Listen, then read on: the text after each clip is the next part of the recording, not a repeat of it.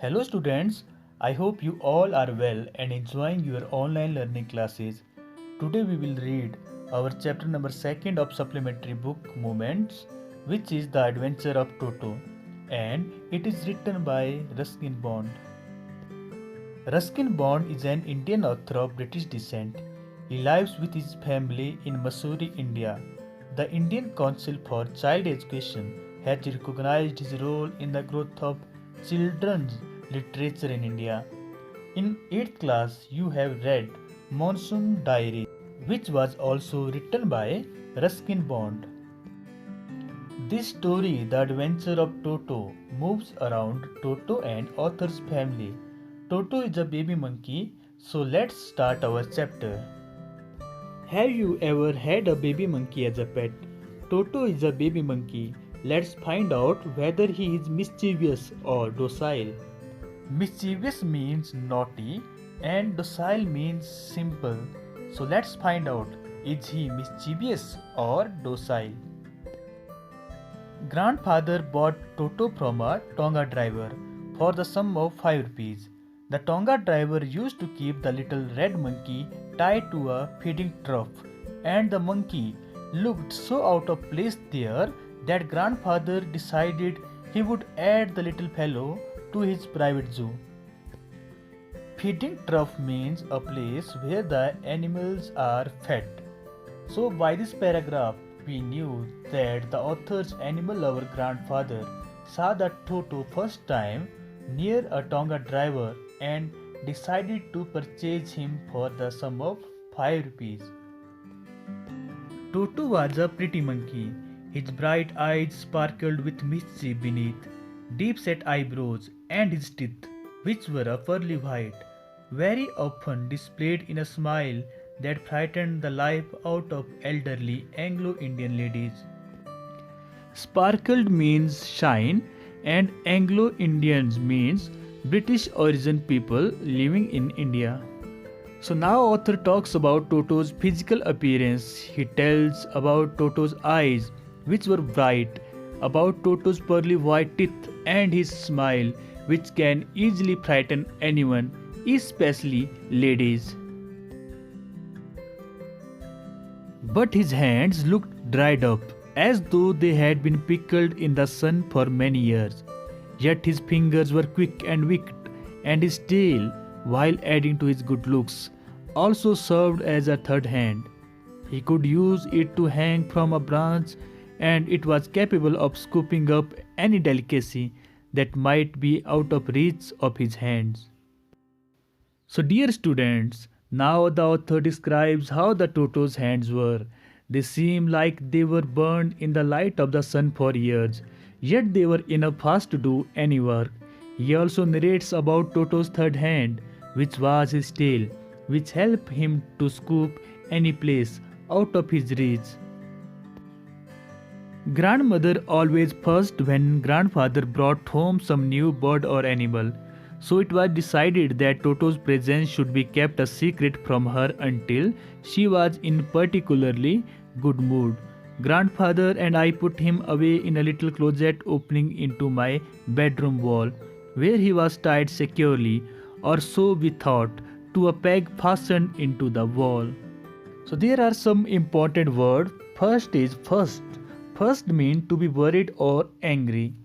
Closet means almirah. Fasten is to lock anything. So in the acceptance of Toto, there was a problem. That was author's grandmother. Because she hates animal, so they decided to keep it a secret until her good mood. They kept Toto in a almirah and fastened it to a peg. A few hours later, when grandfather and I came back to release Toto, we found that the walls, which had been covered with some ornamental paper chosen by grandfather, now stood out as naked brick and plaster. The peg in the wall had been wrenched from its socket, and my school blazer, which had been hanging there, was in shreds. Ornamental means the things used to decoration, and shreds means to cut something in pieces. So after putting Toto in the closet, when they came back after a few hours, they saw that the paper pasted in the almirah was torn up in pieces by the Toto with the author's blazer. I wonder what grandmother would say, but grandfather didn't worry. He seemed pleased with Toto's performance. He is clever, said grandfather. Given time, I am sure he could have tied the torn pieces of your blazer into a rope and made his escape from the window. Arthur was worried after seeing the torn pieces of his blazer, but grandfather was happy and pleased with Toto's performance, and he also complimented him with a clever animal. His presence in the house still a secret.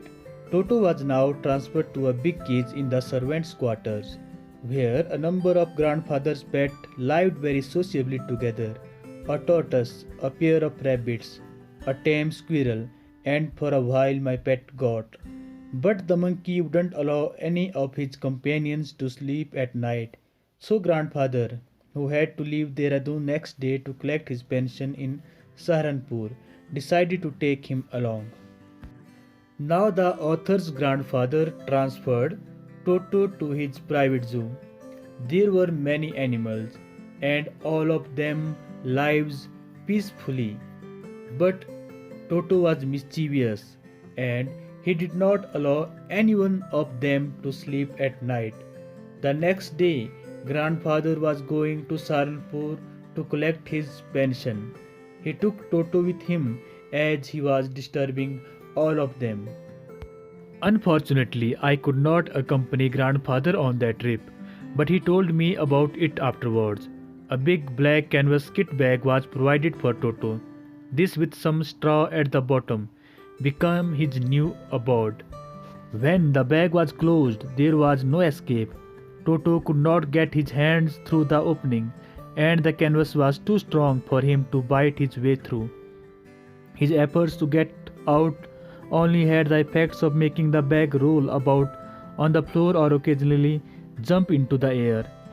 An exhibition that attracted a curious crowd of onlookers on the Dehradun railway platform. There are many important words. First is accompany. Accompany means to give someone company. Second is abode. Abode means home or living place. Third is canvas bag. Canvas bag whose shape is like a canvas. Fourth is exhibition. Exhibition can be called in Hindi Pradarshani, where a lot of things are displayed. Next is attracted. Attracted is to lure, or we could say in Hindi akarshit karna. Next is curious. Curious means excited or utsuk. Next is occasionally. Occasionally means time to time. And last one is onlooker. Onlooker means spectator, or in Hindi we could say darshak. As the Toto was disturbing all animals in zoo, grandfather decided to take Toto with him to Saharanpur next day. He put Toto in a canvas bag and locked it. Now Toto was unable to get out of the bag. He tried many times to come out, but it only resulted in rolling the bag on floor or jumping upward. And he became also a matter of attraction to all the passengers in the platform. So it was the first part of our chapter. We will discuss the remaining part in our second video.